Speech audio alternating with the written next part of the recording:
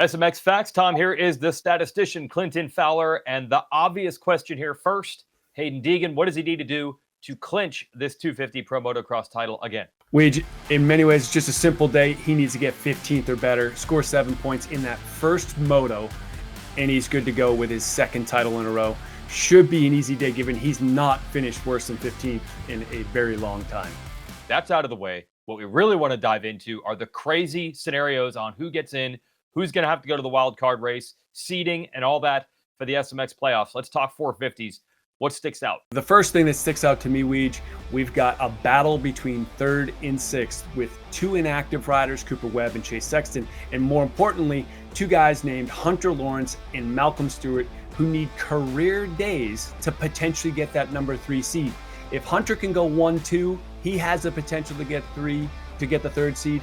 And if Malcolm Stewart gets his career best, in JT, how about this? The 2 previous career best days are at Budds Creek for Malcolm Stewart. So if he can match those days, if he can go the same thing he did last year, 6.55, he would be the 3rd seed for the Super Motocross playoffs. Yeah, it's a pretty interesting scenario. I think the gap in between record days for Malcolm Stewart is a whole different story. You're talking about like a decade or over a decade of difference between those days. But yes, these seedings do matter, and they're thinking about it because remember, had Hunter been 1 point further ahead in 2024 at Las Vegas, he's your Super Motocross World Champion. So it's a lot of math and it's a lot of what if, but at the end of the day, these things really do matter when we start handing out the number 1 plates in Las Vegas. Okay, same scenarios, 250s. What sticks out? Yeah, in the 250, the first one that sticks out is the battle for 3rd. Garrett Marchbanks has got a 3-point advantage over Tom Vial. There's 2 points, seeding points on the line, which is important. But even more important maybe, or more personal, is Garrett Marchbanks has the potential to get a career number, but he has to be in front of Tom Vial. That career number would allow him to select a number, keep it for the remainder of his career. A massive potential win for him, but that could be a long shot, JT. Yeah, it would be really cool though. Getting a career number it's a rite of passage in this sport. It's a very rare thing. You think about guys like Kyle Chisholm had a miraculous year and got that number 11, and he has ran ever since. And I've heard a million times, like, how does he have that number?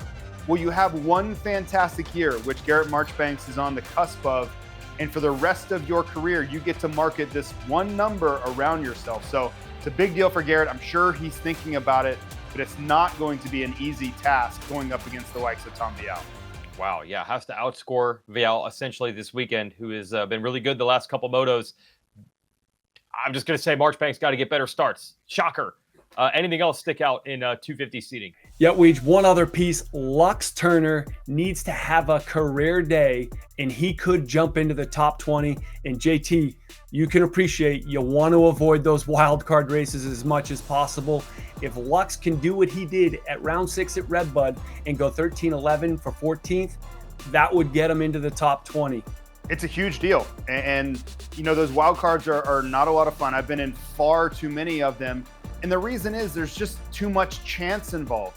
A bad start, you get a bad gate pick, anything can go wrong, and then you've gone all that way to gain no points, and then you have to wait till the next round. It is a really tough setup, and it's not to say that Lux couldn't make it into all 3 going through those wild cards. It's just you really up the ante on risk of missing a round completely. So he really needs to perform.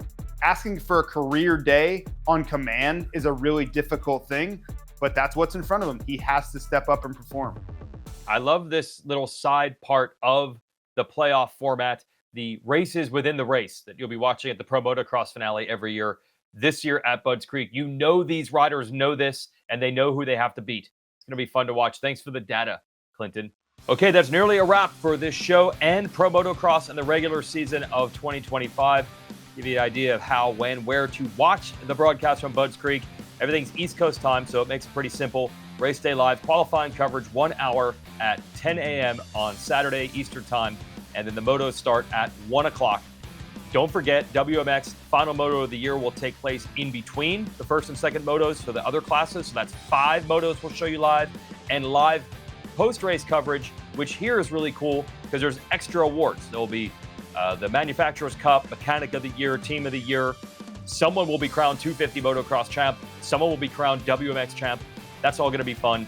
You can watch it all on Peacock. Hi folks, Lee Diffie from NBC Sports. If you enjoyed what you just watched, well, it's time to bring the action and subscribe to the Motorsports on NBC YouTube channel. You can have it all. News, highlights, interviews, and analysis. So go for it.